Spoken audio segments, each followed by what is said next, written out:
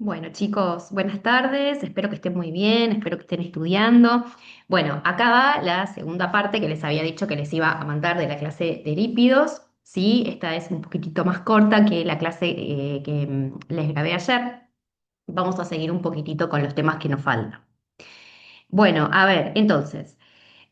Ahora vamos a ver otra familia de moléculas lipídicas que también son muy importantes, ¿sí? Que son los fosfolípidos, ¿sí? Que por ahí los habrán escuchado nombrar. Esperen que voy a bajar a hacer más chiquitito esto, así se puede ver bien. Bueno, entonces, ¿qué son los fosfolípidos? ¿Sí? Los fosfolípidos básicamente van a ser estructuras que se forman, ¿sí? Como consecuencia de la adición de un grupo fosfato, ¿sí? A la estructura de de los triglicéridos, ¿sí? Fíjense en el dibujito, ¿sí?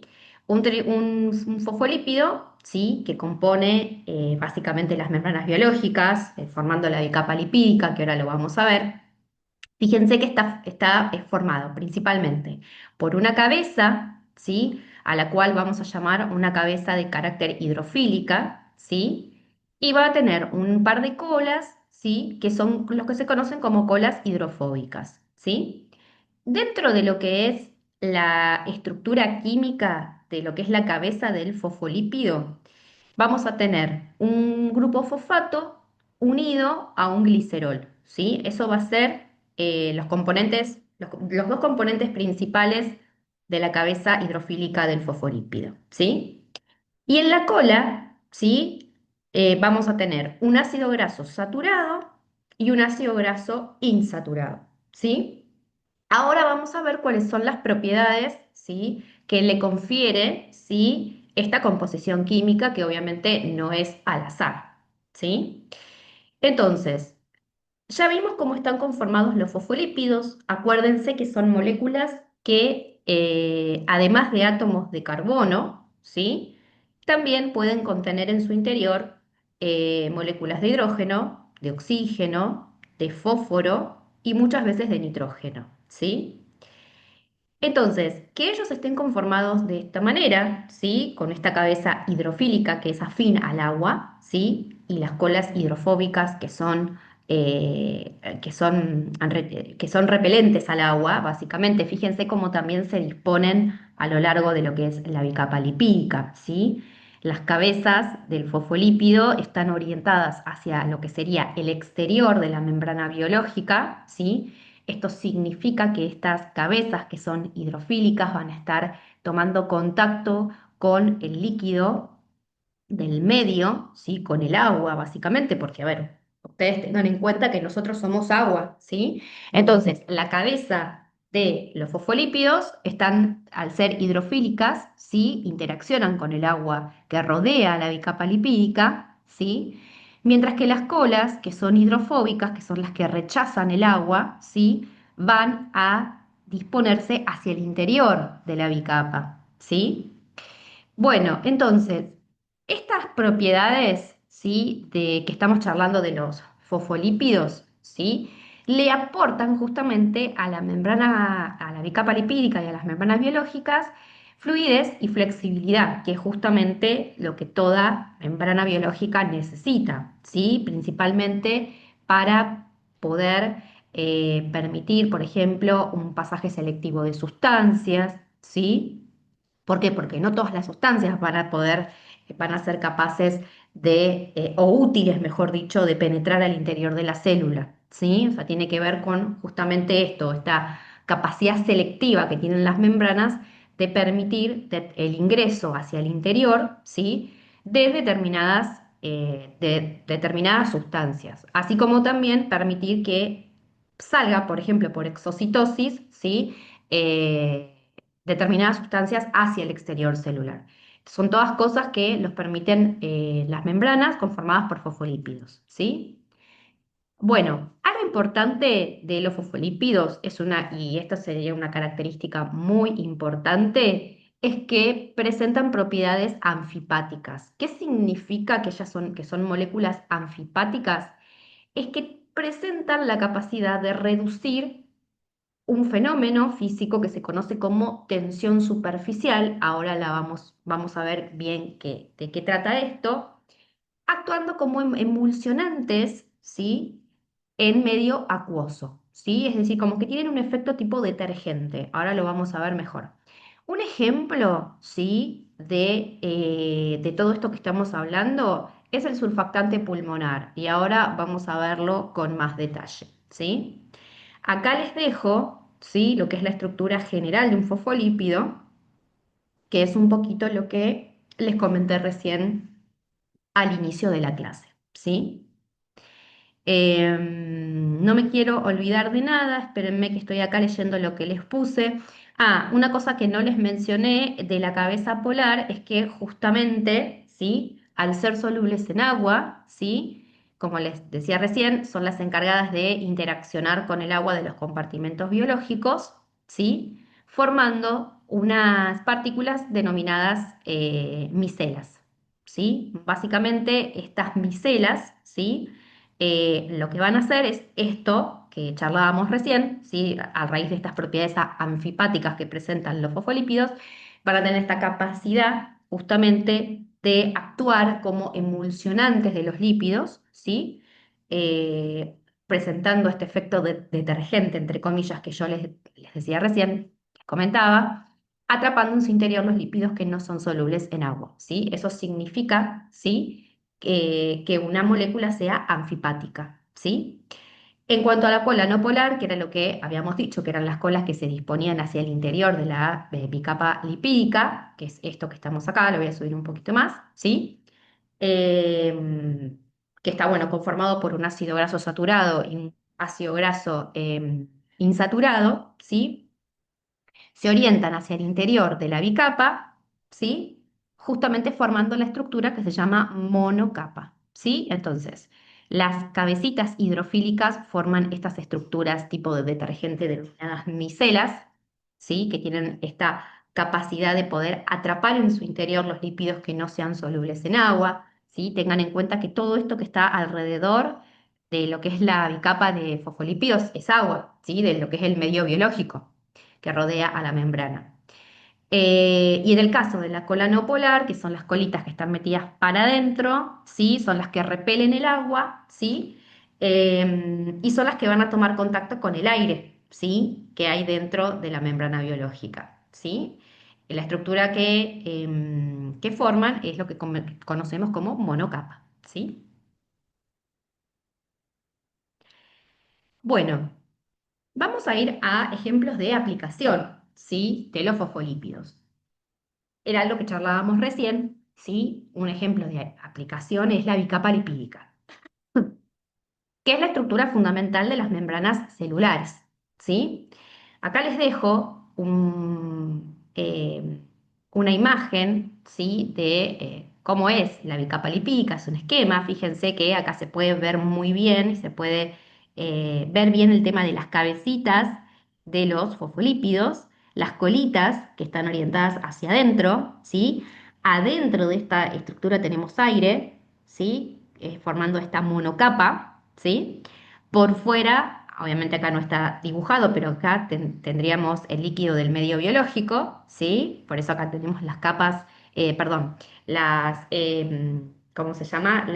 Las cabecitas, perdón, hidrofílicas, ¿sí? Que van a tener ese efecto emulsionante, ese efecto detergente. Y después vamos a tener partes, ¿sí? Que son partes accesorias, componentes accesorios, ¿sí? De la bicapa lipídica, ¿sí? ¿Cómo vamos, o sea, cuáles van a ser estas partes fundamentales de las membranas celulares? Bueno, primero que toda membrana, ¿sí? Nosotros por acá estamos tomando el ejemplo de la bicapa lipídica, pero toda membrana, ¿sí? Siempre está compuesta de, por ejemplo, de proteínas de canal, ¿sí? Proteínas integrales, ahora vamos a ver exactamente qué función cumplen, las proteínas periféricas, ¿sí? El colesterol, ¿sí? Las membranas tienen colesterol, lo estamos viendo. Las proteínas globulares, ¿sí? Las glicoproteínas, ¿sí? Que son proteínas que resultan de la unión de un glúcido y una proteína, ¿sí? Acá tenemos lo que es el carbohidrato y después tenemos lo que son los glucolípidos, ¿sí? Que son componentes también esenciales de la de lo que es la membrana plasmática o la bicapa lipídica, generalmente en lo que es la parte del glucocálix. Bueno, entonces, la bicapa lipídica, ¿sí? Básicamente va a formar esta interfase célula-medio ambiente, ¿sí?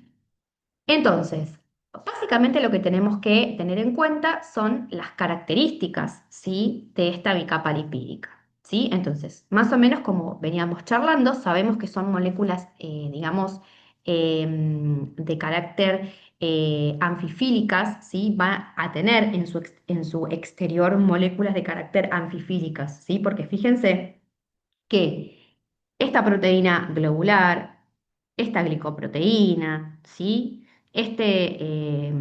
La partecita esta del colesterol o la parte, digamos, superior de lo que es la proteína integral o la proteína de canal o la proteína alfa hélice, que me había olvidado de mencionarla, de alguna manera casi todas van a estar tomando contacto con el medio exterior a la membrana, ¿sí? Al igual que la cabeza hidrofílica de los fosfolípidos, ¿sí? Entonces, todas estas moléculas en su parte exterior, ¿sí? Tienen que ser necesariamente moléculas que presenten afinidad con el agua, porque están tomando un contacto directo con los líquidos que rodean a la membrana, ¿sí?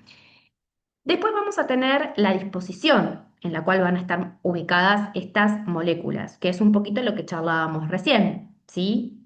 Acuérdense que la disposición va a ser las colas hidrofóbicas van a estar orientadas hacia el interior de la bicapa lipídica, ¿sí? Tomando contacto con el aire, mientras que las cabezas hidrofílicas son las que van a tomar contacto con el agua y las que van a tener afinidad por el agua, ¿sí? Y después vamos a tener lo que son las proteínas de membrana, que era lo que yo recién les comentaba. Principalmente son cuatro, o sea, hay más, pero bueno, las más importantes son la proteína alfa hélice, ¿sí?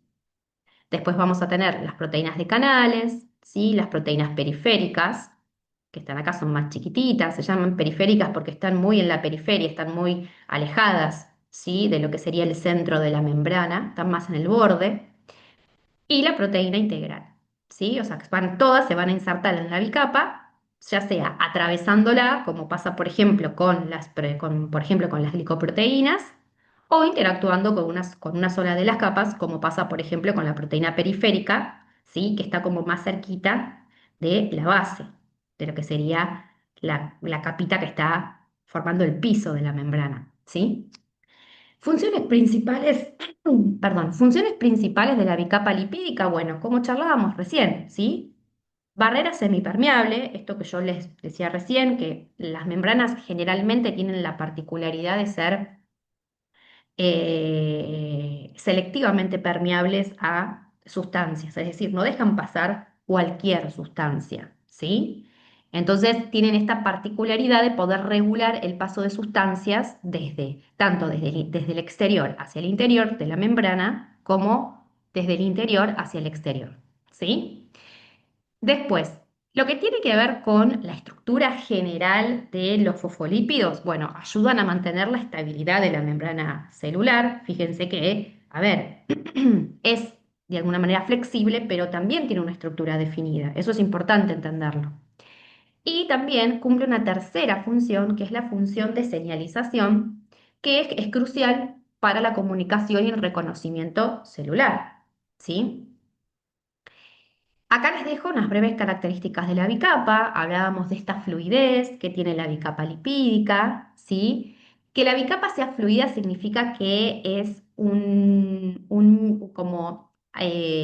a ver, tiende como a ser un poquito más líquida, pero no es líquida, ¿sí? Yo acá lo que les puse es que esta fluidez que tiene la bicapa está determinada por una temperatura de cambio de fase o de transición, se llama así. Entonces, es una temperatura que es como la temperatura ideal, de alguna manera, que le permite a la bicapa mantener este dinamismo, ¿sí? Y estar en su estado de agregación ideal, por decirlo de alguna manera, ¿sí? Por debajo de esta temperatura, la bicapa se vuelve más rígida, ¿sí? Con todo lo que implica, con la pérdida de funcionalidad que implicaría que se vuelva más rígida, ¿sí? O si se aumenta esa temperatura, se va a volver más fluida todavía, ¿sí? Entonces, que digamos, la bicapa sea fluida, ¿sí? Se necesita justamente para que pueda llevar a cabo todas estas funciones principales, ¿sí? Si la sometemos a menor temperatura o a mayor temperatura de la ideal, ¿sí? Bueno, se va a modificar de alguna manera, ¿sí? Su estructura, ¿sí? Acuérdense que como veíamos cuando veíamos proteínas, ¿sí? Acuérdense que la temperatura, una temperatura muy elevada, ¿qué hacía con las proteínas? Las podía llegar a desnaturalizar, o sea, es decir, que perdieran su función terciaria, ¿sí?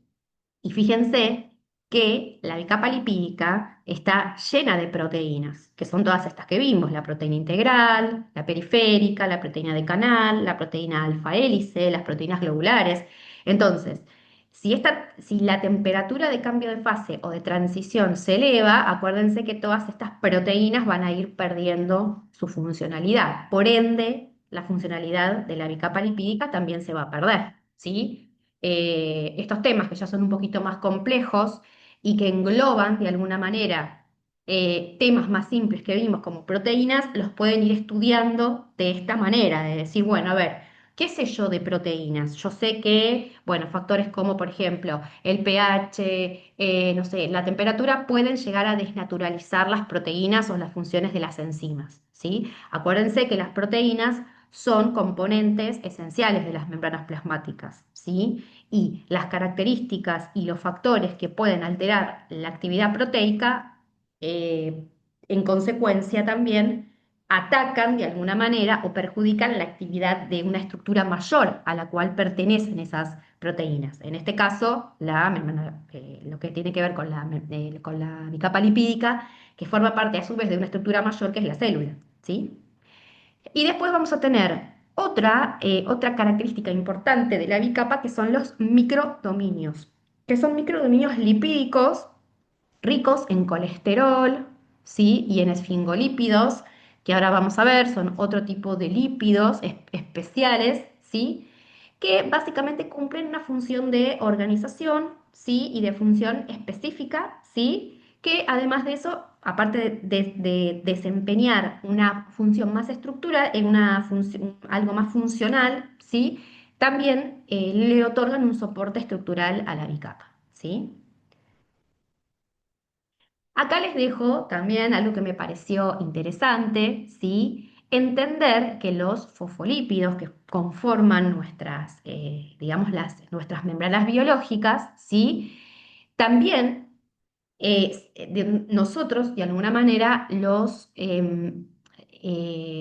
ingerimos a través de los alimentos, ¿sí? Entonces, fíjense que los fosfolípidos, la importancia nutricional que presentan es que presentan justamente, y son una parte esencial de nuestra dieta, ¿sí? Presentan una gran eficacia para incorporar diferentes ácidos grasos a nivel de la membrana celular, ¿sí? Ya que presentan una mejor absorción y utilización que los triglicéridos, ¿sí? ¿Se acuerdan que en la clase que les grabé ayer, la primera parte, habíamos visto el tema de lo que tiene que ver con la lipólisis, ¿sí? El tema de la generación de calor y demás? Bueno, los fosfolípidos pueden llegar a ser mucho más eficaces, incluso más que los triglicéridos. Bueno, entonces, básicamente para tener en cuenta esto, ¿sí? Cuando nosotros de alguna manera ingerimos fosfolípidos, cuando comemos alguno de estos alimentos, ¿sí? Los fosfolípidos, por ejemplo, pueden estar presentes en los pescados, en el aceite de oliva, en el aceite de pescado, en el huevo, el aceite de girasol o la carne, ¿sí? Estos fosfolípidos que nosotros ingerimos a través de estos alimentos, el 90% de la digestión va a ocurrir a nivel intestinal, a nivel de los enterocitos, ¿sí? Esto ocurre gracias a la actividad de dos enzimas que aporta lo que es el páncreas, ¿sí? Que son las fosfolipasas A1 y A2. Por ahí en anatomía, cuando vieron sistema digestivo, por ahí las vieron, ¿sí?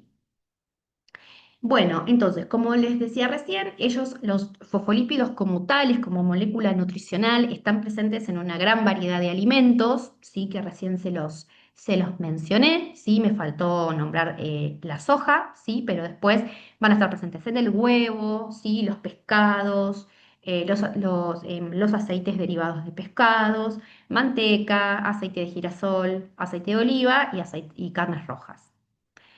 Bueno, entonces, también hay algo importante, es que los ácidos grasos que van a integrar a los fosfolípidos van a variar según el origen, ¿sí? Por ejemplo, en el caso de los fosfolípidos presentes en el huevo y en la soja, ¿sí? Sus ácidos grasos principales son el ácido oleico, ¿sí? El linoleico y el palmítico, ¿sí? Que son los que vimos en la presentación anterior, ¿sí? Por eso, de alguna manera, el huevo se considera un superalimento, ¿sí? Porque el huevo, más allá de tener proteína, también está conformado por estos ácidos grasos que son sumamente importantes para nuestra salud, ¿sí? Incluso están conformados por los fosfolípidos. Y algo importante, ¿sí? Que el fosfolípido más abundante que está presente, por ejemplo, en el huevo, ¿sí? Es este fosfolípido, ¿sí? Que se llama lecitina, ¿sí? Entonces, como les comentaba recién, es el fosfolípido más abundante tanto a nivel alimentario, dietético, como en los tejidos corporales. Y en la industria, la lecitina, ¿sí? Se suele utilizar como emulsionante y estabilizante en varias preparaciones, especialmente en nutrición parenteral, ¿sí? Bueno, entonces, ¿cuáles van a ser las funciones principales de los fosfolípidos como moléculas nutricionales? O sea, ¿por qué es importante ingerir los fosfolípidos en nuestra dieta? ¿Sí? Bueno, primero, sabemos que van a ser los componentes principales, ¿sí? De las membranas biológicas. Eso ya lo vimos recién, ¿sí? Pero después van a cumplir otras funciones más dinámicas, como por ejemplo la señalización celular mediada por las membranas biológicas, ¿sí? Tienen acciones antiinflamatorias y antioxidantes en lípidos cerebrales, esto es a nivel de los esfingolípidos, que ahora los vamos a ver, contribuyendo a mejorar el aprendizaje y la memoria, ¿sí? Colaboran con la reducción de la sintomatología en enfermedades tales como la artritis y la colitis ulcerosa, que son enfermedades que realmente son altamente inflamatorias, ¿sí? Tienen la particularidad también de inhibir tumores y metástasis. Yo para prepararles toda esta presentación me puse a leer muchos papers que encontré sobre la relación que hay entre fosfolípidos y el tema de los tumores y la metástasis. La verdad que es sumamente interesante. Em, y obviamente que desempeñan un importante rol, ¿sí? Durante la absorción intestinal de lípidos, que era un poquito lo que veíamos recién, ¿sí? Tanto de lípidos como de colesterol, ¿sí? Facilitando la formación de estas micelas, ¿sí? Reduciendo también la concentración tanto de lípidos como de lo que sería de lípidos plasmáticos y de colesterol, ¿sí? Ayudando a mejorar la salud cardiovascular.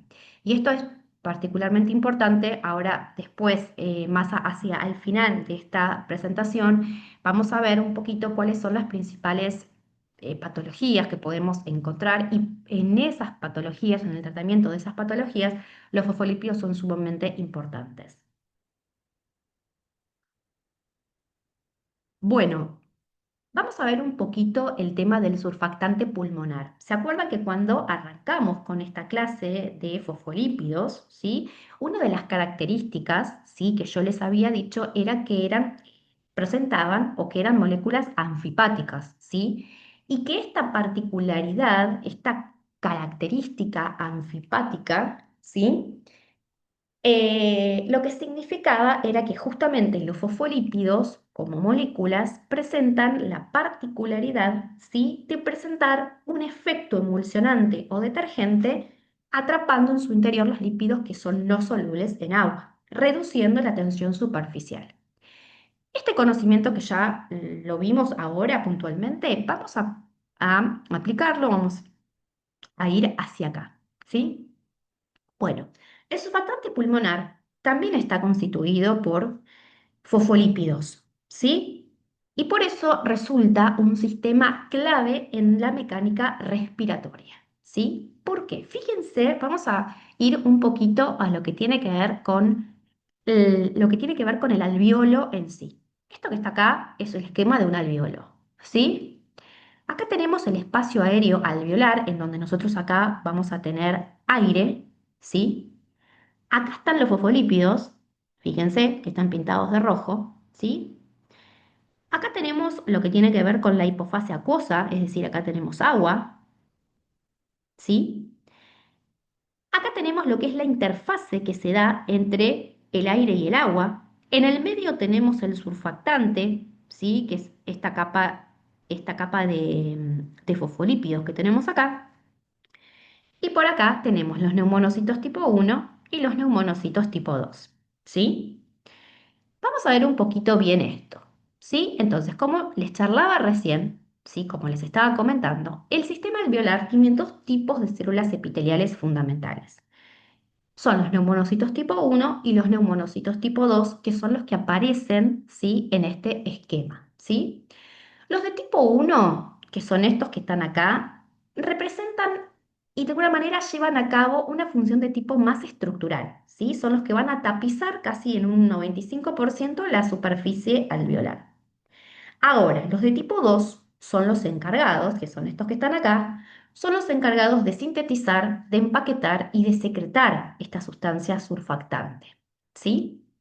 Por otro lado, dentro de lo que tiene que ver con el sistema alveolar, también vamos a tener los macrófagos alveolares, ¿sí? Estos macrófagos alveolares, ya lo van a ver el año que viene con mayor detalle cuando cursen inmuno, pero para que ya los vayan conociendo, son células inmunitarias encargadas de la remoción de los microorganismos que pueden ingresar desde lo que sería el espacio aéreo y las partículas provenientes del exterior que pueden ingresar a nivel de las fosas nasales, por ejemplo, ¿sí? Entonces, sabiendo que ya tenemos tres tipos de células que son fundamentales, ¿sí? Vamos a tener células inmunitarias, que son los macrófagos, y células de tipo estructurales, que son los neumonocitos tipo 1, y células funcionales y productoras de surfactante, ¿sí? Que son los neumonocitos tipo 2. Dicho esto, vamos a adentrarnos un poquito en lo que es la fisiología del sistema alveolar, ¿sí? Entonces, como veíamos recién y les explicaba, la superficie de los alveolos está recubierta por una capa acuosa, que es esto que tenemos acá, ¿sí? Que si bien es necesaria para mantener hidratado el epitelio alveolar, también va a generar una especie de tensión superficial, ¿sí? Que también posibilita que los alveolos se expandan y se contraigan durante el ciclo respiratorio, ¿sí? Es decir, que esta hipofasia acuosa que tenemos acá es necesaria para la correcta funcionalidad del alveolo, ¿sí? Al estar hidratado, ¿sí? Las membranas que conforman los alveolos pueden, de alguna manera, contraerse o expandirse, ¿sí? Siguiendo la mecánica respiratoria, ¿sí?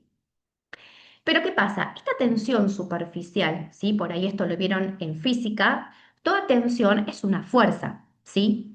Entonces, la tensión superficial justamente es como la lucha que se da entre dos fuerzas, ¿sí? Y de ahí surge esta tensión superficial, ¿sí? ¿Cuáles van a ser estas fuerzas, ¿sí? Que como que se van a poner en juego y que van a luchar por a ver quién gana, ¿sí? Entonces, cuando un líquido es expuesto al aire, porque también fíjense que acá tenemos lo que es la hipofase acuosa, ¿sí? Y la fase, digamos, aire, ¿sí? Bueno, cuando el aire o las moléculas de agua son expuestas o toman contacto con las moléculas del aire, ¿sí? Va a ocurrir una fuerza de tensión, ¿sí? Que se va a exponer a la expansión de la superficie líquida, ¿sí? Es decir, va a haber como una lucha, ¿sí? Y la generación de la tensión superficial, esta fuerza T, ¿sí? Va a ser justamente el resultado, por así decirlo, ¿sí? De este desequilibrio de fuerzas, ¿sí? Que ocurre, ¿sí? Entre el espacio aéreo y la hipofase acuosa, ¿sí? Entonces, siempre va a haber digamos, va a haber un área que va a querer expandirse, ¿sí? Y un área que va a oponerse, ¿sí? A esa tendencia natural a expandirse, ¿sí? Ahí es cuando surge justamente la tensión superficial, ¿sí? Que es esta fuerza resultante de alguna manera, ¿sí? Entre estas dos, entre estos dos espacios, ¿sí? Bueno, entonces, el problema que surge acá es que en superficies esféricas, como pasa con el alveolo, ¿sí? Esta tensión superficial que ocurre de manera natural genera una presión negativa que va a tender al colapso del alveolo. Cuando hablamos de colapsar el alveolo, significa que el alveolo se va a tender a cerrar, ¿sí? ¿Cómo se soluciona este problema? Con la presencia de nuestro querido surfactante pulmonar, también conocido como sustancia tensioactiva, ¿sí? Entonces, justamente la presencia de los fosfolípidos produciendo el surfactante, ¿sí? Lo que hace justamente es reducir esta tensión superficial, esta diferencia de fuerzas que se da entre la hipofasia acuosa y el espacio aéreo alveolar, ¿sí? Como consecuencia del contacto que se dan entre las moléculas de agua y las moléculas del aire, ¿sí? Y justamente lo que es el surfactante, ¿sí? Que es una capa de fosfolípidos, lo que hace justamente es reducir esta tensión superficial, evitando que el alveolo colapse, ¿sí? Bueno, y acá vamos a ir un poquito a la parte clínica, ¿sí? ¿Qué pasa cuando tenemos problemas con el surfactante? ¿Sí? Y esto es muy común verlo en chiquitos prematuros, ¿sí? Bueno, entonces, como ya vimos, ¿sí? Acuérdense que van a ser moléculas anfipáticas, ¿sí? Lo que tiene que ver con la composición del surfactante. Son moléculas anfipáticas, son solubles, ¿sí? Porque fíjense que, como lo que estábamos viendo recién, las cabecitas de los fosfolípidos van a tomar contacto con la hipofasia acuosa propia del alveolo y las colas, ¿sí? Hidrofóbicas, toman contacto con el aire, ¿sí? Entonces, de alguna manera se reduce esta tensión superficial que se da entre el agua y el aire, ¿sí? Entonces, básicamente, ¿sí? El surfactante lo que hace es esto, reducir la tensión superficial, ¿sí? Al generar una monocapa interfacial, ¿sí? Cuando hablamos de monocapa interfacial es la monocapa, que es esta que está acá, interfacial, entre la fase acuosa y la fase aérea, ¿sí? Básicamente, el surfactante pulmonar está compuesto principalmente por un complejo de fosfolípidos y de proteínas, ¿sí? De un 80 a un 90%, ¿sí? Digamos, el surfactante va a estar compuesto por glicerofosfolípidos, ¿sí? El 10% está dado por colesterol, el 10% restante está definido por unas proteínas específicas pulmonares, que son las que se conocen como apoproteínas pulmonares, ¿sí? La más conocida es la SPA, que es la proteína de surfactante tipo A. Y sumado a todo lo anterior, ¿sí? Algunas veces podemos encontrar pequeñas cantidades de triglicéridos y ácidos grasos libres dentro de lo que es el surfactante, ¿sí? Como siempre, y como hablábamos recién, el fosfolípido más abundante presente en el surfactante es la lecitina, que era un poco lo que charlábamos recién, ¿sí? Acuérdense que la lecitina es el fosfolípido que está mayor presente en los alimentos, en las membranas, es la que se usa en lo que tiene que ver con la industria alimentaria como emulsionante, como espesante, ¿sí? Y es ella básicamente la que va a ser la encargada de lograr que el surfactante tenga esta capacidad de reducir la tensión superficial y brindar estabilidad al alveolo, ¿sí? Pero bueno, ¿qué es lo que pasa, por ejemplo, con los bebitos que nacen prematuros? Generalmente los bebitos que nacen prematuros no tienen una maduración de su pulmón fetal. ¿Qué significa esto? Que todavía no tienen la suficiente cantidad de surfactante para poder pasar, ¿sí? De una respiración líquida, que es la que se da durante la gestación, a una respiración gaseosa, que es la que se da por cuando nosotros nacemos, ¿sí? Entonces, La maduración del pulmón fetal, ¿sí? Constituye un aspecto crítico en la supervivencia del feto, ¿sí? Y en la adaptación del recién nacido a la vida extrauterina dentro de los primeros 60 minutos de vida, lo que se conoce como hora de oro, ¿sí?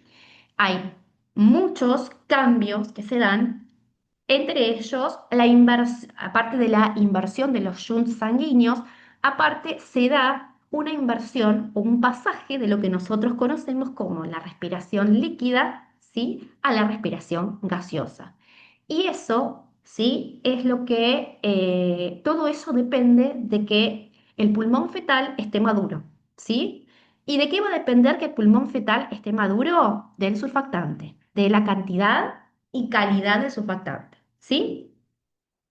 Entonces, en los recién nacidos prematuros es muy común, y ni hablar en los prematuritos extremos, ¿sí? Es muy común encontrar deficiencia de surfactante, ¿sí? Esta deficiencia de surfactante en cantidad y en calidad puede ocasionar una enfermedad grave que se denomina síndrome de distrés respiratorio, ¿sí?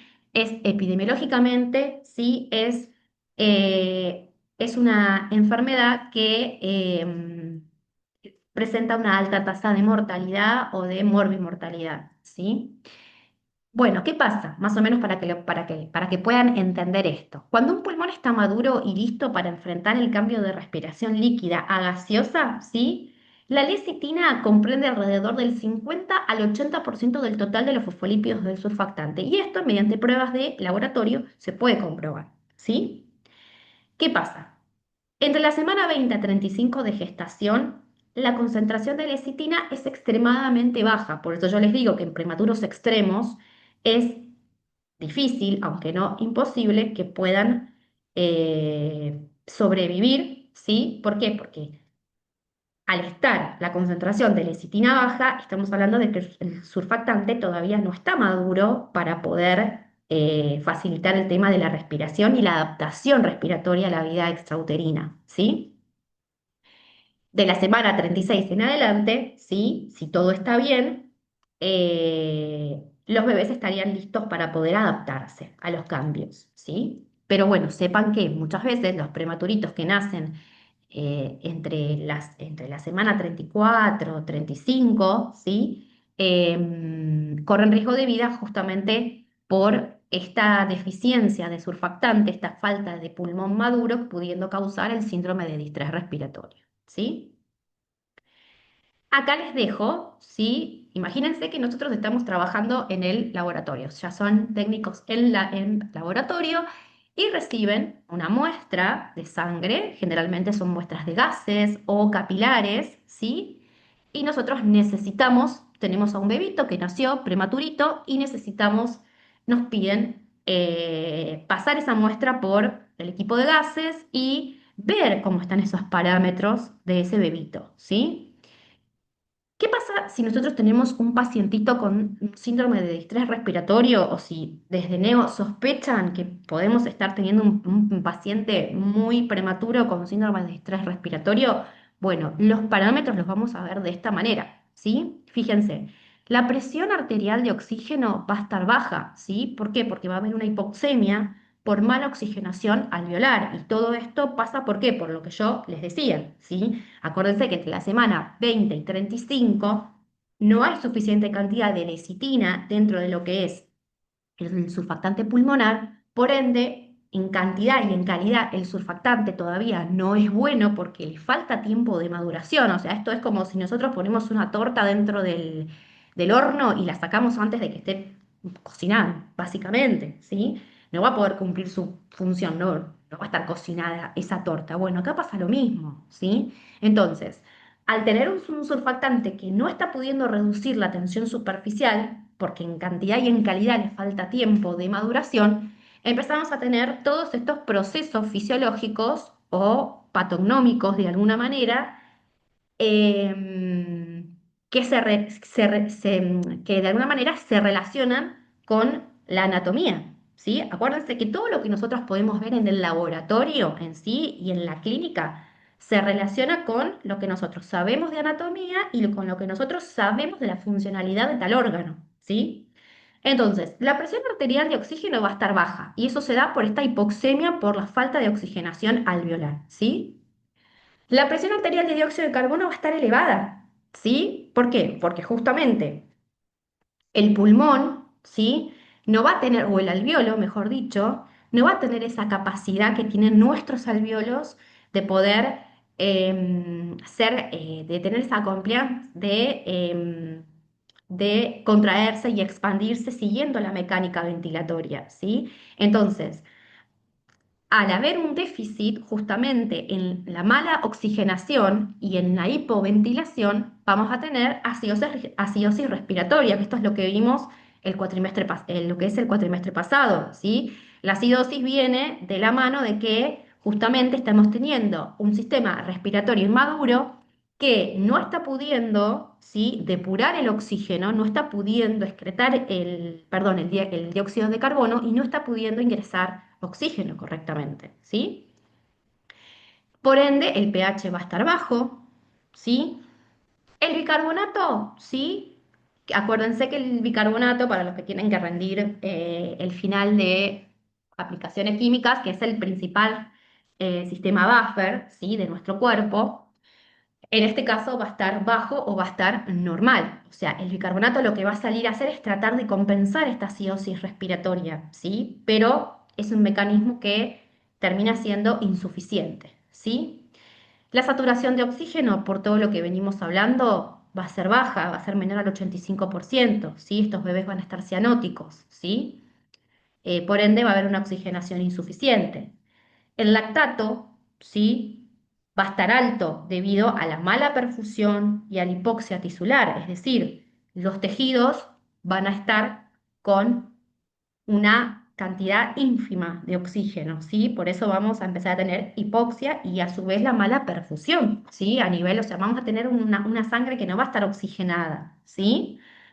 Entonces, el lactato, que es un ácido, ¿sí?, es el que va a hacer o va a contribuir a la acidosis respiratoria que va a tener nuestro bebé, ¿sí?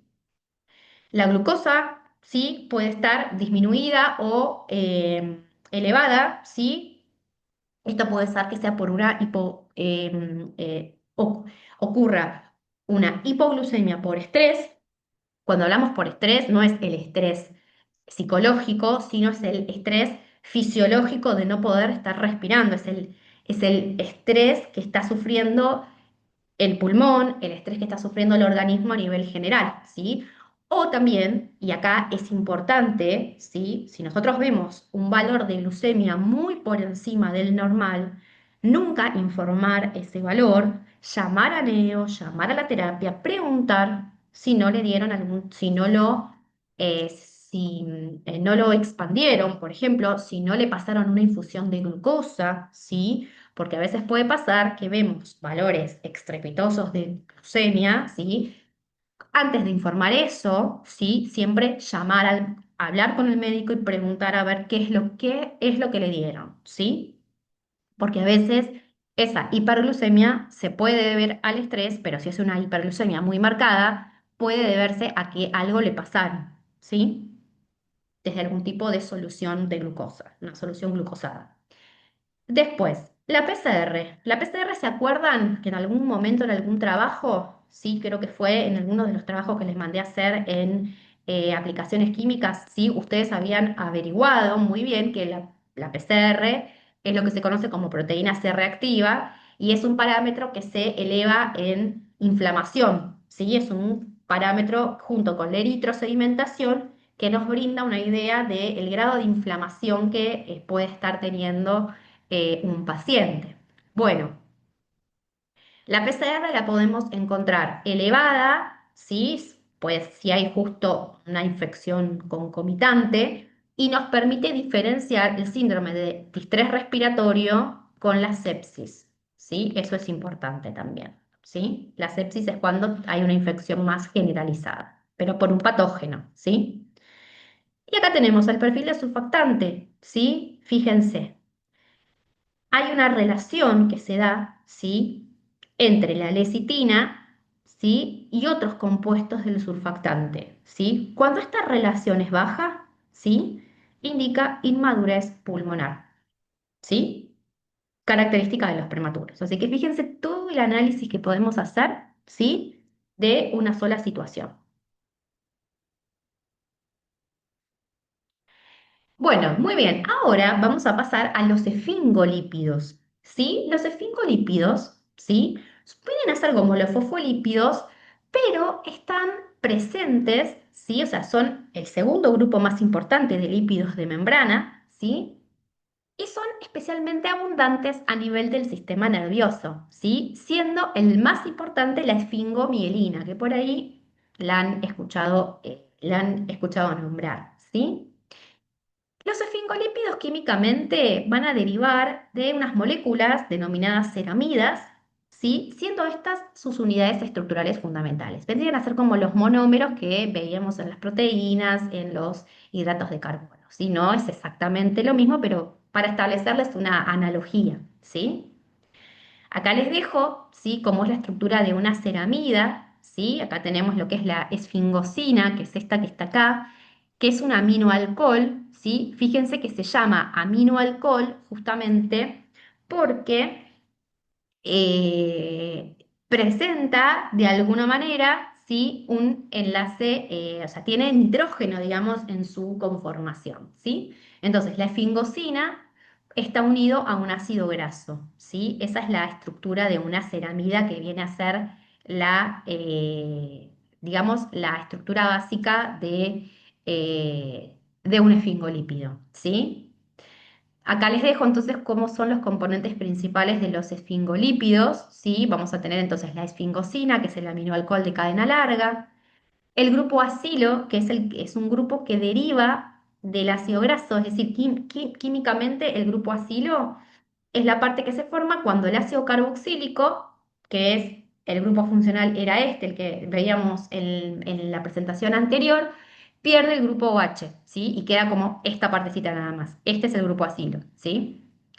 Y después vamos a tener el grupo de cabeza polar, que puede tratarse de un grupo fosfato unido a la ceramida, ¿sí? Dando lugar a lo que tiene que ver con los fosfoesfingolípidos, o bien puede ser una molécula de azúcar unido a la ceramida, dando lugar a los glicoesfingolípidos, ¿sí? Entonces, dentro del grupo de los esfingolípidos, dependiendo de la molécula que esté, digamos, unida a la ceramida, vamos a poder encontrar un tipo especial de esfingolípidos, que es el fosfoesfingolípidos, o bien glicoesfingolípidos, ¿sí?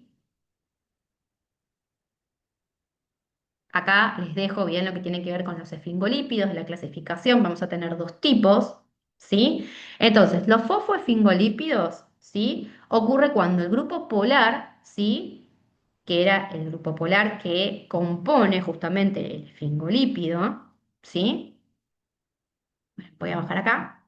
Se encuentra, digamos, cuando el grupo polar que está unido a la ceramida es un fosfato. Es decir, nosotros tenemos la ceramida y la ceramida está unida a un fosfato, eso es un fosfoesfingolípido, ¿sí?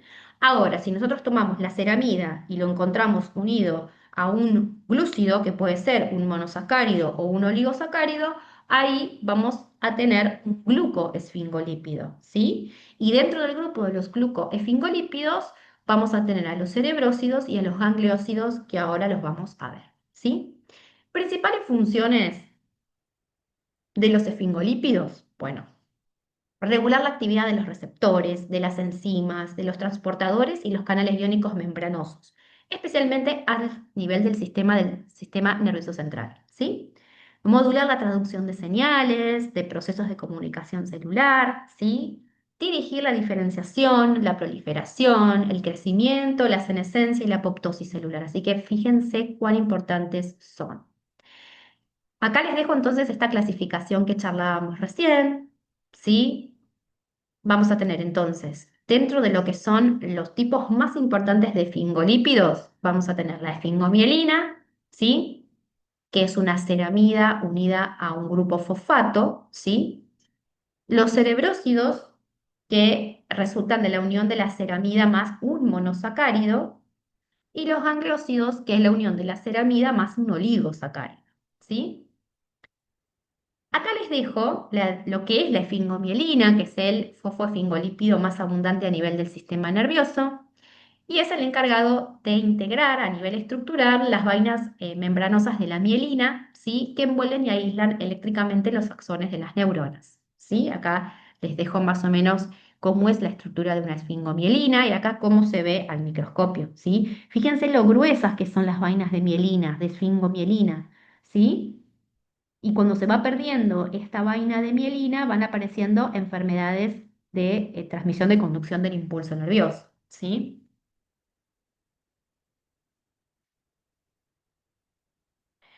Bueno, entonces, ahora vamos con lo que tiene que ver con los glicoesfingolípidos, ¿sí? Los glicoesfingolípidos, ¿sí? Vamos a tener lo que tiene que ver con los cerebrócidos y con los gangliósidos, ¿sí? Los cerebrócidos entran dentro del grupo de los glicoesfingolípidos, ¿sí? Son moléculas de carga neutra, ¿sí? Y surgen de la unión de una ceramida unida a un monosacárido, ¿sí? ¿Dónde se van a encontrar? Bueno, principalmente, ¿sí? Van a estar presentes en lo que son las vainas de mielina, las células de Schwann y los oligodendrocitos, ¿sí? Acá les dejo, entonces tenemos la ceramida, ¿sí? Y el monosacárido. Las principales funciones de los cerebrócidos es que, bueno, van a aportar rigidez, estabilidad y protección a las membranas nerviosas, permiten que los impulsos nerviosos viajen con mayor velocidad conservando su energía, esto es muy importante, ¿sí? Porque eso de alguna manera contribuye a mejorar la funcionalidad de los órganos, ¿sí? Actúan como moléculas de señalización y de adhesión celular, contribuyen al mantenimiento de la estructura del tejido neuronal, ¿sí? Protegen el sistema nervioso frente al estrés, ¿sí? De alguna manera impulsando la integridad de las membranas, ¿sí? Constituyen y son precursores de otros lípidos complejos. Y el más abundante en el cerebro son los denominados galactocerebrócidos que están conformados por B de galactosa, ¿sí? ¿Se acuerdan que cuando nosotros teníamos, por ejemplo, el B de galactosa eran anómeros, ¿sí? Fíjense cómo podemos ir relacionando lo que vimos allá en el principio de nuestra materia en monosacáridos con esto, que es mucho más complejo, ¿sí? Después tenemos a los gangliósidos, ¿sí? Que a diferencia de los cerebrósidos van a ser glicoesfingolípidos. Acuérdense que tanto los cerebrósidos como los gangliósidos entran dentro de los glicoesfingolípidos. La diferencia es que en este caso, en el caso de los gangliósidos, la ceramida está unido a un oligosacárido, ya no es un monosacárido, ¿sí? Otra diferencia que tienen es que presentan carga negativa a pH fisiológica, ¿sí? Debido a que en su estructura tienen una molécula denominada ácido ciálico, ¿sí? Que es justamente el compuesto que les otorga la carga negativa, ¿sí? A diferencia de los cerebrósidos que no tienen esta molécula ácida, ¿sí? Acá les dejo también las principales funciones, ¿sí? Aportan plasticidad neuronal, memoria, o sea, contribuyen a lo que tiene que ver con la memoria y el aprendizaje, la señalización sináptica, el desarrollo neuronal, estabilizan las membranas neuronales, ¿sí? Llevan a cabo tareas de reconocimiento y de señalización celular, estimulan el sistema inmune y son componentes del sistema sanguíneo, ¿sí? Esto, ahí se lió, chicos, apreté cualquier cosa. Ahí está. En los componentes del sistema sanguíneo, ¿sí? Por eso les puse estos glóbulos rojos felices, ¿sí? Los glóbulos rojos, los van a ver el año que viene, tienen en su estructura, ¿sí? En su superficie, ¿sí? Tienen proteínas que son receptores de membrana, ¿sí? Que a grandes rasgos permiten de alguna manera o determinan, ¿sí? Los componentes de los distintos sistemas sanguíneos, ¿sí? El tema del grupo AO, por ejemplo, que solo van a ver el año que viene. Bueno, muy bien, sigamos. Tenemos los esteroides ahora, ¿sí? Y entramos en un grupo de lípidos que son sumamente importantes. ¿Por qué? Porque dentro de los esteroides, ¿a quién vamos a encontrar? ¿Quién es el más importante de todos? el colesterol, ¿sí? Y de acá podemos hablar mucho, ¿sí? Porque vamos a tener el colesterol bueno, el colesterol malo, que es el que usualmente nosotros conocemos, ¿sí? Entonces, ¿qué son los esteroides? Los esteroides van a ser un tipo de lípidos, ¿sí? Que presentan la característica de ser un tipo de lípidos que son no saponificables, es decir, que no pueden formar jabón, ¿sí? Que era un poco lo que habíamos visto en el video anterior, ¿sí? Poseen químicamente un núcleo común formado por cuatro anillos condensados, acá les dejo, ¿sí? La estructura del cual derivan generalmente lo que tiene que ver con la mayoría de los esteroides, que es este nombre largo y raro, ¿sí? Básicamente, entonces, son esta estructura de estos cuatro anillos condensados, ¿sí? Tres de los cuales poseen seis átomos de carbono y el cuarto únicamente cinco, ¿sí? Bien, ahora, como les dije recién, el compuesto principal de este grupo es el colesterol, ¿sí? Vamos a ver un poquito en líneas generales sus características. Acá les dejo cómo es la fórmula química del colesterol, ¿sí? El colesterol, entonces, como veníamos hablando recién, es el componente más importante de este grupo, es el esteroide más abundante de las membranas plasmáticas, que circula unido a proteínas en el plasma sanguíneo, ¿sí? Lo obtenemos a partir de la alimentación y también es sintetizado en el hígado por los hepatocitos, ¿sí? Vamos a tener un colesterol de tipo exógeno, que es el que va a ingresar por la dieta, ¿sí? Y un tipo de colesterol endógeno, que es el sintetizado a nivel de los hepatocitos, ¿sí? Y principalmente la absorción ocurre a nivel del intestino delgado, ¿sí? Bueno, como sabemos o podrán haber leído, se trata de una molécula indispensable para la vida, ¿sí? Ya que se encuentra anclada y forma parte, es un componente esencial de las membranas celulares que va a modular justamente la estructura, la fluidez y la permeabilidad, ¿sí? O sea, el colesterol es un integrante de lo que tiene que ver a nivel estructural de las membranas también, ¿sí? Bueno, se caracteriza químicamente por tener en su estructura un grupo alcohol en el carbono 3 y una cadena hidrocarbonada en su carbono 17. ¿Sí? Acá lo tenemos. Y, obviamente, como todo lípido, es poco soluble en sistemas acuosos.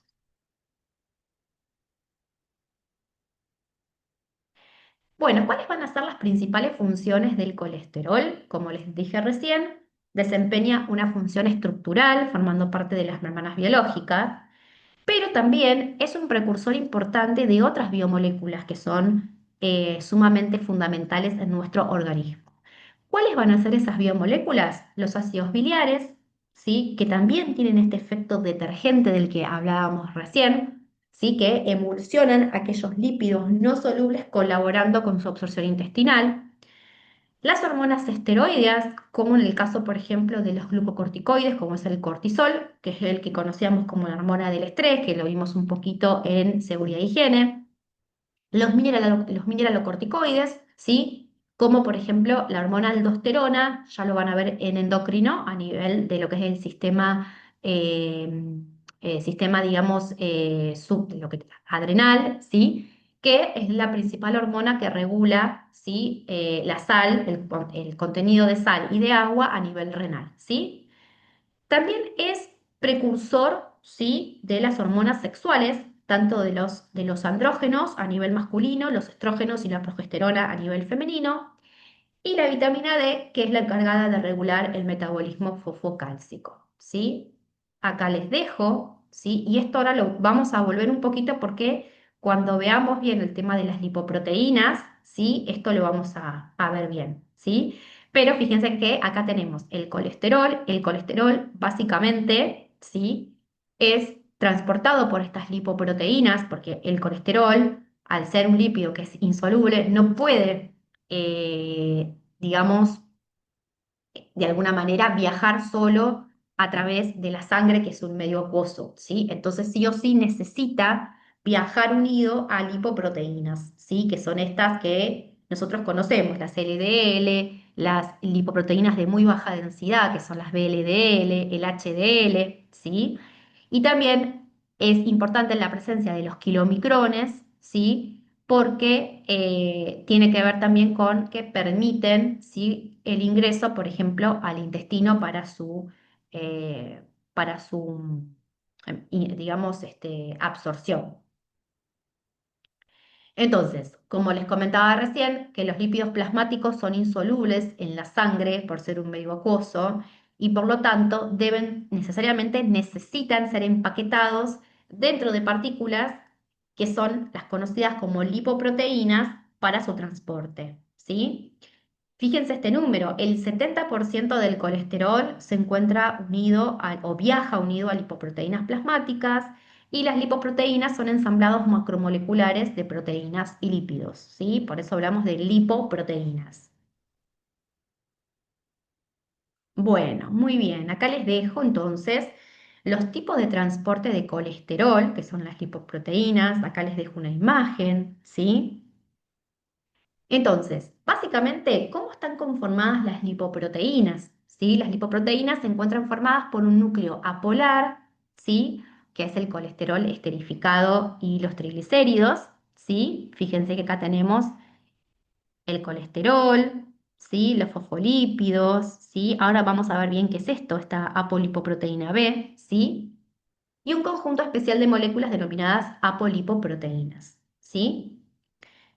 Vamos a meternos un poquito con esta región, con este dominio, ¿sí?, de esta lipoproteína, ¿sí? Las apolipoproteínas, ¿sí?, que son esta región, ¿sí?, que está dentro de las lipoproteínas, ¿sí?, son las encargadas de brindar estabilidad estructural a esta lipoproteína, actuar como cofactores enzimáticos y funcionar como ligandos en rutas metabólicas, ¿sí? ¿Cuáles son los tres tipos de apolipoproteínas de relevancia clínica? Estas que les puse acá. Vamos a arrancar con la apolipoproteína A, que es conocida como la ApoA, ¿sí? Es un componente del colesterol HDL, ¿sí?, que participa en su transporte hacia el hígado para su posterior eliminación, ¿sí? Esta apolipoproteína presenta propiedades lo que tiene que ver con antiaterogénicas, es decir, que por eso el colesterol HDL, que ahora lo vamos a ver, que se conoce como las proteínas de alta densidad, ¿sí?, son justamente, desempeñan este factor protector, ¿sí? Porque justamente en su interior, ¿sí?, estas HDL tienen las apolipoproteínas A en su estructura, ¿sí?, que presentan estas propiedades que disminuyen la formación de placas de ateroma, ¿sí? Después vamos a tener la apolipoproteína B, que es el que figura acá, ¿sí? Es un componente central de las lipoproteínas de baja densidad, de las LDL, y las de muy baja densidad, las de VLDL, ¿sí? Así que este que tenemos acá, ¿sí?, es una lipoproteína o de baja densidad o de muy baja densidad. ¿Cómo nos damos cuenta? Porque en su superficie tiene la apolipoproteína B. Bueno, hay que tener en cuenta que niveles elevados de esta polipoproteína en sangre pueden indicar un mayor riesgo de enfermedad cardiovascular, ¿sí? ¿Por qué? Porque así como la apolipoproteína presenta propiedades antiaterogénicas, la apolipoproteína B es todo lo contrario, ¿sí? Y por último vamos a tener lo que es la apolipoproteína perdón, que se conoce como ApoE, que es la que va a participar en el transporte tanto de colesterol como de vitaminas liposolubles, especialmente a nivel del sistema nervioso, ¿sí? Entonces, la competencia entre digamos, estos dominios que presentan, ¿sí?, las lipoproteínas, ¿sí?, y esta definición de colesterol bueno o colesterol malo viene dado justamente por estas estructuras, estas pequeñas estructuras que aparecen, estos componentes que aparecen en las proteínas, en lo que tiene que ver con el colesterol HDL, como el colesterol LDL y VLDL. Entonces, la relevancia clínica de estas apolipoproteínas tiene que ver con que constituyen biomarcadores importantes para evaluar el riesgo de sufrir enfermedades del corazón y vasculares, ¿sí? Tanto la ApoA como la ApoB de alguna manera, ayudan a monitorizar la efectividad de los cambios en el estilo de vida y los tratamientos para reducir el colesterol. Se utilizan en el diagnóstico de enfermedades como la hipercolesterolemia familiar y otros síndromes metabólicos. Más al final de esta presentación vamos a ver un poquito de hipercolesterolemia familiar, ¿sí? Y se sacan siempre en tubo seco, ¿sí? Tapa roja o amarilla.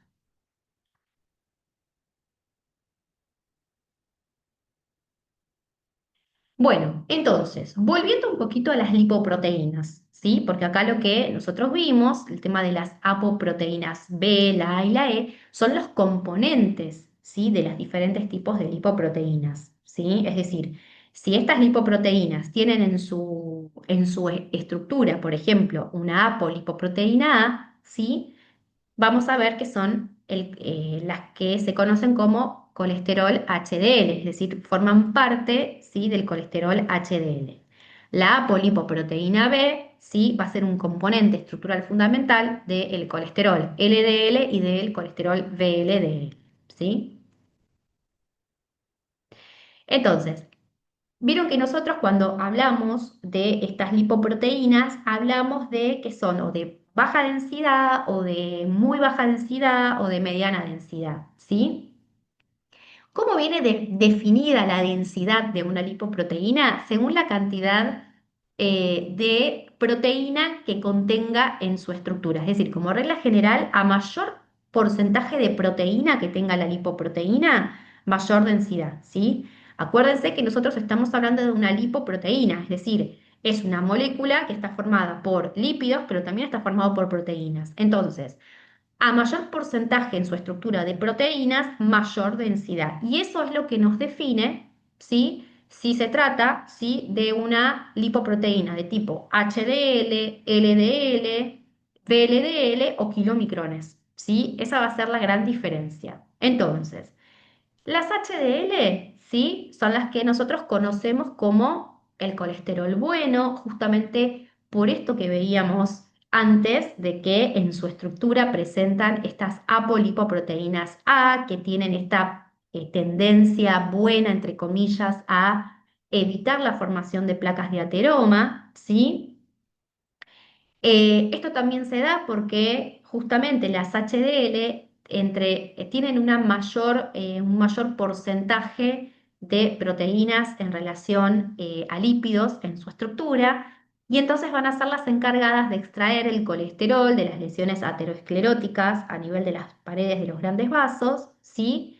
Y justamente permiten transportarlo con mucha efectividad hacia el hígado para metabolizarlo y luego lograr la eliminación intestinal junto con las heces, ¿sí? Acá tenemos el colesterol bueno, ¿sí? Las LDL, al contrario, ¿sí? Acuérdense que van a ser lipoproteínas de baja densidad. ¿Por qué? Porque a nivel bioquímico, a nivel estructural, poseen la apolipoproteína B, ¿sí? Que a diferencia de la apolipoproteína A, favorece, ¿sí? El depósito de placas de ateroma a nivel de las arterias, de los grandes vasos, ¿sí? Y acá es importante porque las LDL, en realidad, antes de ser LDL, fueron VLDL, ¿sí? Las VLDL, que son las que tenemos acá, son las lipoproteínas de muy baja densidad. Entonces, ¿qué pasa? Cuando las VLDL, ¿sí? Vamos a ir acá. Las VLDL son lipoproteínas de muy baja densidad que se sintetizan en el hígado, ¿sí? Y contienen, ¿sí? Cantidades significativas de triglicéridos, tanto de origen endógeno, ¿sí? Y cantidades moderadas a elevadas de colesterol y de fosfolípidos, ¿sí? Cuando estas VLDL pierden, ¿sí? Una cantidad significativa de triglicéridos, pasan, o sea, como que suben de estatus, ¿sí? Dejan de ser lipoproteínas de muy baja densidad, ¿sí? A ser lipoproteínas de baja densidad. Y esto es lógico. ¿Por qué? Porque las lipoproteínas de muy baja densidad, justamente, acuérdense de esta regla general, a mayor cantidad de proteína dentro de lo que es la estructura de la lipoproteína, mayor densidad, es decir, son de mejor calidad, ¿sí? Estas que son de muy baja densidad significa que tienen mucha cantidad de lípidos en relación a la cantidad de proteínas que tienen en su estructura.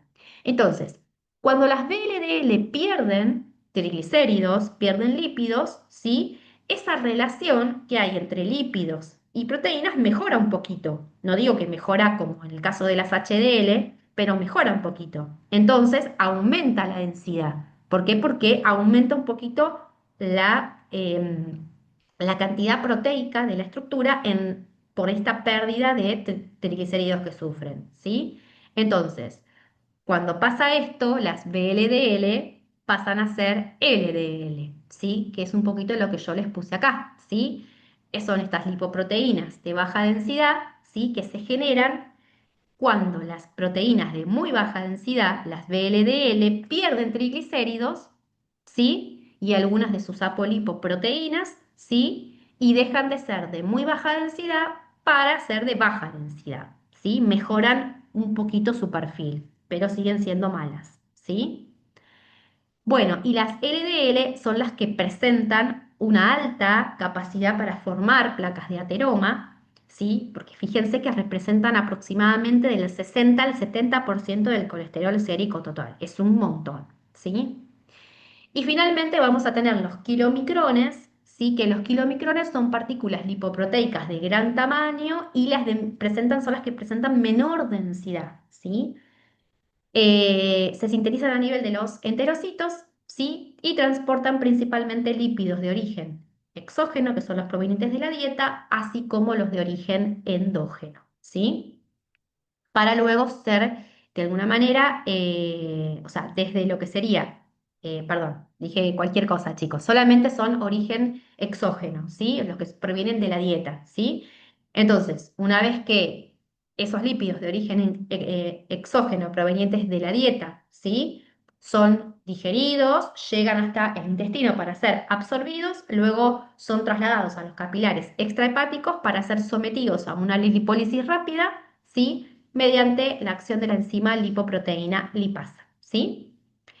Muy bien, y acá llegamos a algo importante también, que es la aplicación clínica del perfil lipídico, es decir, cuando nosotros, ¿qué es lo que se pide? O sea, ¿qué es lo que conforma un perfil lipídico? ¿Sí? ¿Y por qué se pide? ¿Cuál es la importancia?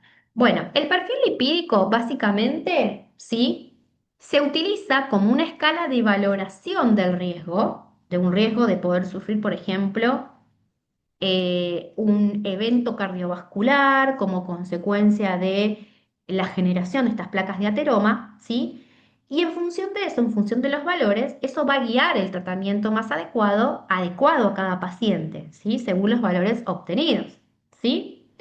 Un perfil lipídico suele incluir generalmente colesterol total, colesterol HDL, el colesterol LDL y los triglicéridos, ¿sí? Eso es lo que incluye, mm, a ver, en líneas generales es esto. ¿Se pueden incluir más cosas? Sí, pero esto es lo básico, ¿sí? ¿Y cómo es la preanalítica?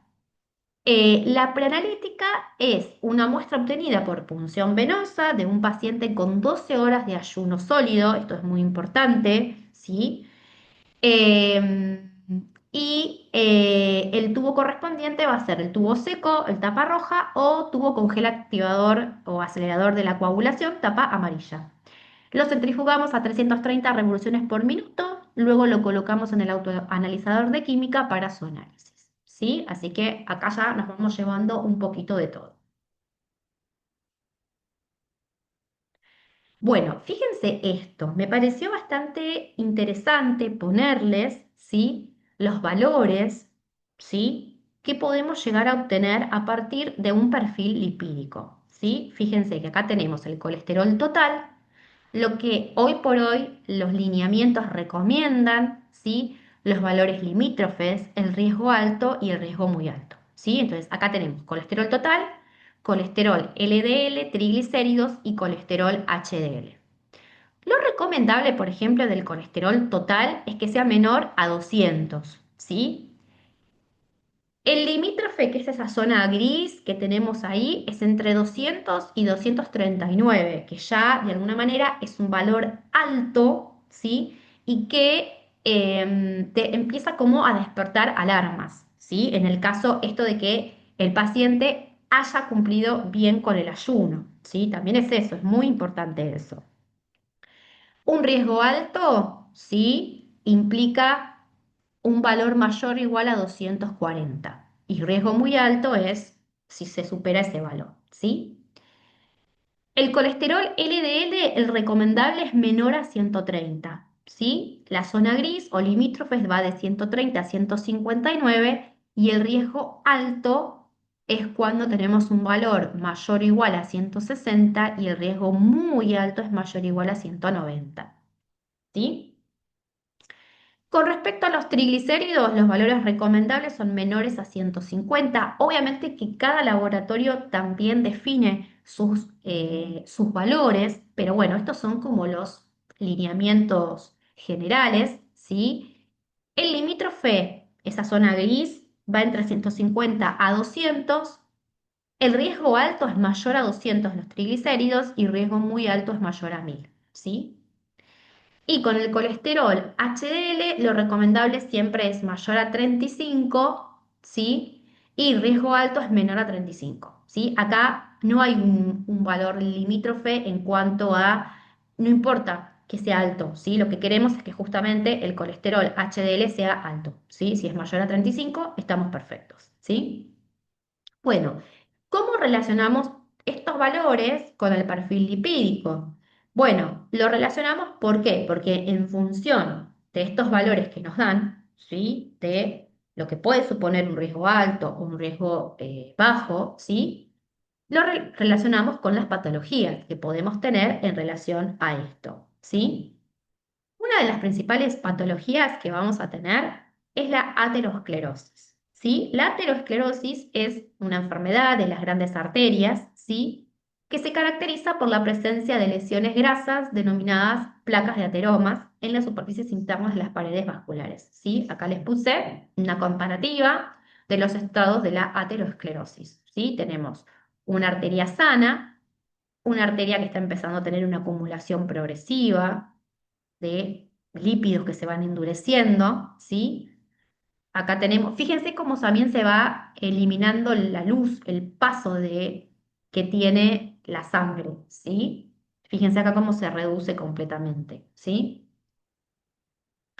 Bueno, ¿qué pasa? Que es un poquito lo que les comentaba recién. Con el tiempo, los depósitos de colesterol y de fibroblastos, porque también es una enfermedad de tipo inflamatoria, ¿sí?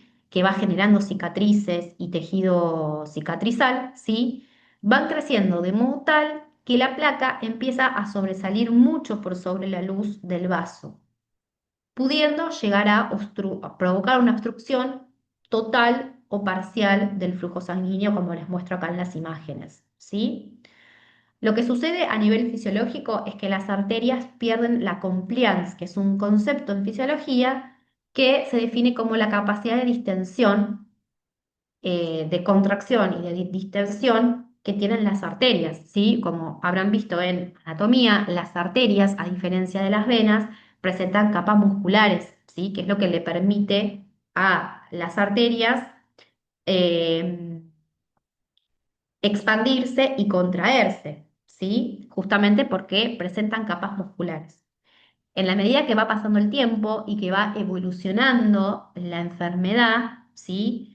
Justamente esta acumulación de depósitos de colesterol y de fibroblastos, aparte de ocluir la luz de la arteria y obstruyendo el pasaje de sangre, ¿sí? También van haciendo que las arterias, que las paredes de las arterias pierdan esta capacidad, esta compleja, esta capacidad de distensión y de contracción y se vayan volviendo más rígidas, ¿sí? Y en este proceso, ¿sí? Esta rigidez y este depósito de colesterol y de fibroblastos hacen que los grandes vasos también tiendan a romperse, ¿sí? Favoreciendo la aparición de coágulos, de trombos, ¿sí? Que pueden, bueno, predisponer, ¿sí? A lo que todos más o menos sabemos, ¿sí? Infartos, ACV, trombosis de arterias coronarias, ictus cerebrales y hemorragias sistémicas. Es realmente bastante complicado todo esto. Bueno, ¿y quiénes van a ser las principales responsables del depósito de colesterol en las paredes arteriales? Sí, las LDL, ¿sí? Con todo lo que ya venimos hablando, de cómo están conformadas, de sus apolipoproteínas. Bueno, las LDL van a ser las principales responsables de este depósito que se produce, ¿sí? Obviamente que el cuerpo, que nuestro organismo, no se queda sin hacer nada esperando que se vaya como depositando el colesterol en las paredes de las arterias. El cuerpo, como es muy sabio, tiende justamente a tratar de alguna manera evitar que esto pase. O sea, como siempre, como pasa, como nuestro cuerpo siempre tiende a buscar el equilibrio, siempre nuestro sistema de defensa lo que hace es, de alguna manera, tratar de poner en marcha mecanismos, ¿sí? Para poder, digamos, controlar este proceso patológico, ¿sí? Porque para el cuerpo no es, digamos, normal que esto suceda, ¿sí? Y esto el cuerpo a través de sus sensores lo sabe, ¿sí? Entonces, vamos a tener dos tipos de controles que va a disponer el cuerpo. Uno es el control intracelular, ¿sí? Es decir, las células van a controlar la propia concentración interna de colesterol, reduciendo la producción de receptores LDL cuando la concentración es alta, ¿sí? Así que fíjense lo importante que es este control intracelular, ¿sí? Y después vamos a tener también un control a nivel hepático que el hígado, en respuesta a estos niveles, también regula la propia síntesis de colesterol en función del retorno de LDL y de HDL. Es decir, permanentemente las células y a un nivel más periférico, el hígado, están censando permanentemente la cantidad de moléculas LDL y HDL que hay. Y en función de eso es que sintetizan o no, ¿sí? O van regulando esta producción. Bueno, ¿cuáles van a ser los factores principales o que son los factores predisponentes a la aparición y la evolución de la aterosclerosis? Bueno, pacientes que pueden llegar a presentar, por ejemplo, diabetes mellitus, el hipotiroidismo también, el estilo de vida en pacientes sanos también, el tipo de alimentación, el consumo de tabaco y también la hipercolesterolemia familiar también pueden llegar a producir aterosclerosis y ahora vamos a ver por qué, ¿sí? Los factores secundarios, bueno, esto es a nivel más epidemiológico, el sexo, los valores, perdón, los varones tienen un riesgo muchas veces mayor que las mujeres, lo que sugiere un efecto protector de las hormonas femeninas. Esto tiene que ver con los estrógenos, ¿sí? Los estrógenos en nosotras, las mujeres, ejercen un factor cardioprotector, a diferencia de los hombres, que al no tener estos estrógenos, ¿sí? Esto hace que tengan mayor predisposición, ¿sí? A poder, digamos, son más, de alguna manera, están más predispuestos a poder generar aterosclerosis porque no tienen este factor de protección que sí tienen las mujeres a nivel de los estrógenos, ¿sí? Y por eso también es un problema cuando las mujeres finalizan su edad reproductiva y entran en la menopausia, en donde hay una caída brusca de, de lo que tiene que ver con los estrógenos, ¿sí? Ahí nosotras nos igualamos en riesgo cardiovascular a los hombres, ¿sí? Porque dejamos de tener esos estrógenos que tuvieron una caída abrupta, ¿sí? De los valores, ¿sí? Bueno, variantes individuales. Muchas veces el exceso de ferremia puede ocasionar lesiones en las paredes vasculares al formar radicales libres y favorecer la aterosclerosis, ¿sí? Bueno, ¿cuál va a ser la prevención de la aterosclerosis? Es la medida preventiva más importante y los tratamientos farmacológicos incluyen la dieta, todo lo que tiene que ver con el estilo de vida, ¿sí? Y muchas veces también se da el tratamiento farmacológico, ¿sí? Que son medicamentos, ¿sí? Son agentes farmacológicos que actúan inhibiendo la absorción de grasas a nivel del tubo digestivo, ¿sí? Y de alguna manera evitan la reabsorción en el ilion terminal, ¿sí? Muy bien, y para finalizar, ¿sí? Vamos a ver un poquito de lo que tiene que ver con la hipercolesterolemia familiar, ¿sí? Que es una enfermedad de carácter hereditaria, ¿sí? Esta enfermedad es una enfermedad que está causada por genes defectuosos, ¿sí? Que producen receptores para el colesterol LDL que son ineficaces en las células, ¿sí? Sin estos receptores, el hígado no puede captar eficazmente las LDL, ¿sí? Y lo que sucede es que termina produciendo colesterol en exceso, ¿sí? Hasta alcanzar valores en sangre de 600 a 1000 miligramos por decilitro, ¿sí? Fíjense que el colesterol total que nosotros habíamos visto, volviendo acá un poquito, el recomendable es menor a 200 y el de alto riesgo es mayor o igual a 240. Bueno, fíjense que en esta enfermedad estamos hablando de valores que son, pero son tremendos, ¿sí? De 600 a 1000 miligramos por decilitro, ¿sí? Imagínense cómo van a estar esas arterias, ¿sí? Se los puse acá, ¿sí? Fíjense. Entonces, esto provoca, como se pueden imaginar, una acelerada aterosclerosis y lamentablemente la mayoría de los pacientes fallecen muy jóvenes, algunos son muy chiquititos, ¿sí? O sea, mucho antes de los 20 años, no tienen una expectativa de vida y mueren por infartos u otras complicaciones cardiovasculares si la enfermedad no es detectada a tiempo, ¿sí? Entonces, acá les dejo una imagen, ¿sí? De lo que pasa con los receptores del hígado, ¿sí? Básicamente, en una situación normal, ¿sí? Los receptores que el hígado presenta para las LDL del hígado, lo que van a hacer es capturar las LDL circulantes para sacarlos de la sangre, justamente, y que no se acumulen. En la hipercolesterolemia familiar, lo que está pasando es, acá está el problema, ¿sí? Que los LDL, por un defecto en el gen que los codifica, ¿sí? Para su función correcta, ¿sí?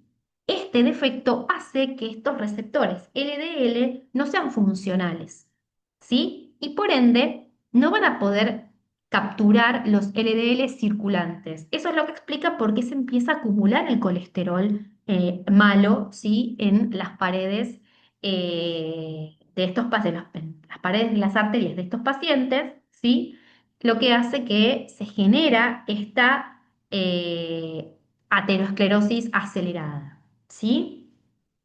Entonces, básicamente tenemos alteraciones en varios genes, pero los más importantes son la alteración del gen RLDL, ¿sí? Que justamente este gen es el que va de alguna manera a codificar para que justamente los receptores LDL del hígado puedan cumplir sus funciones, es decir, sean funcionales, o sea, que no tengan problemas a nivel estructural ni funcional y puedan eliminar las LDL de la sangre, ¿sí? Cuando ocurre una alteración a nivel de este gen, ¿sí? Es que empezamos a tener problemas, ¿sí? Es una de las causas de la hipercolesterolemia familiar. Y después, otra alteración que solemos encontrar es la alteración para el gen para la apolipoproteína B. ¿Sí?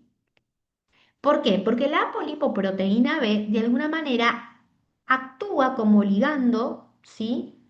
Para que de alguna manera, ¿sí?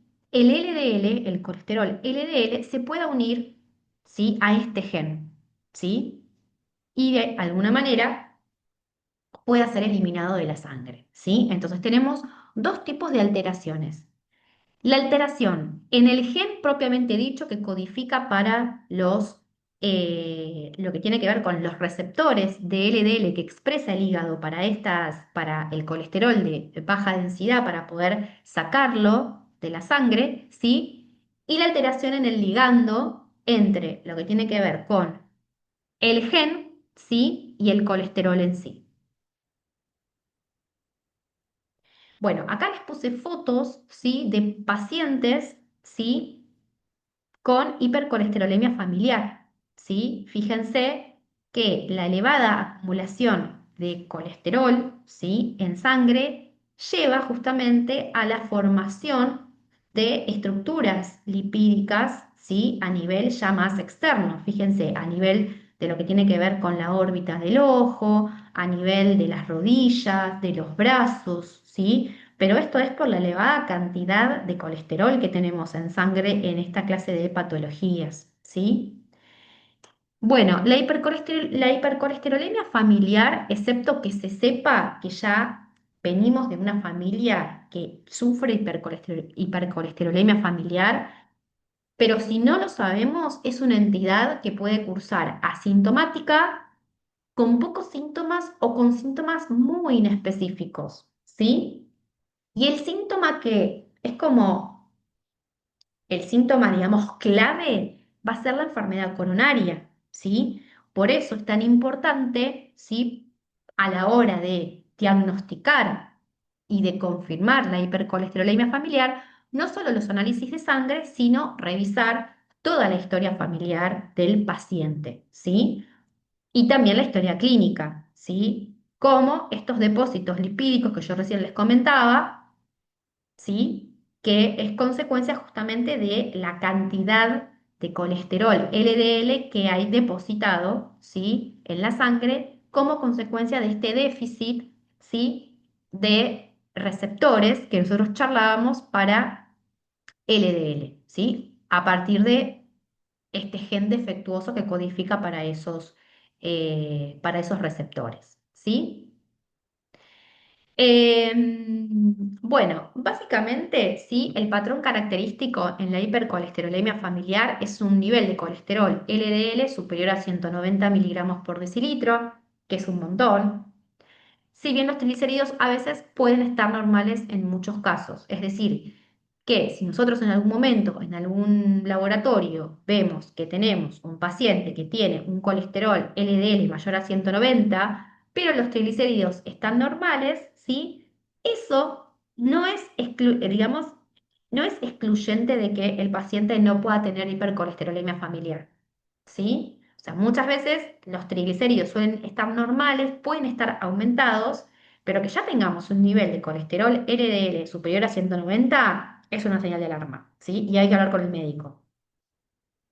Bueno, como les decía recién, junto con los valores de laboratorio, ¿sí? Para efectuar un diagnóstico preciso, porque también esto tiene que ver con una enfermedad de carácter multifactorial, chicos, ¿sí? Se debe considerar en su conjunto la historia clínica del paciente, la historia familiar, en conjunto con los antecedentes correspondientes, más los análisis de sangre, la anamnesis, el examen físico y demás. Bueno, ¿cuál va a ser el tratamiento, ¿sí? A la hipercolesterolemia familiar? Bueno, se va a tener que acompañar en cambios en el estilo de vida, ¿sí? Como lo que tiene que ver con la alimentación. Estos pacientes van a necesitar acompañamiento de nutricionistas y de especialistas en la alimentación, ¿sí? Para poder mejorar su perfil lipídico plasmático. Se les va a, de alguna manera, recomendar el ejercicio como rutina casi obligatoria, ¿sí? Se les recomienda la práctica de un ejercicio diario aeróbico que permita acumular al menos 150 minutos por semana de ejercicio como un factor protector, ¿sí? Acuérdense que nosotros lo que estamos queriendo evitar es que la hipercolesterolemia familiar avance tanto que se formen placas de ateromas y que el paciente termine falleciendo justamente o por un trombo o por un paro cardíaco, ¿sí? Y también, obviamente, lo que es este estilo, estos cambios en el estilo de vida, ¿sí? Se acompañan de tratamiento farmacológico, ¿sí? ¿Cuáles son los fármacos hipolipemiantes por elección? Las estatinas, ¿sí? Asociadas siempre con los cambios terapéuticos al estilo de vida. Es decir, no nos sirve de nada que el paciente empiece a tomar estatinas si no hace los cambios necesarios a nivel alimentación, ejercicio y estilo de vida, ¿sí? Bueno, chicos, hasta acá llegamos, ¿sí? Casi finalizamos lo que tiene que ver con la clase de lípidos.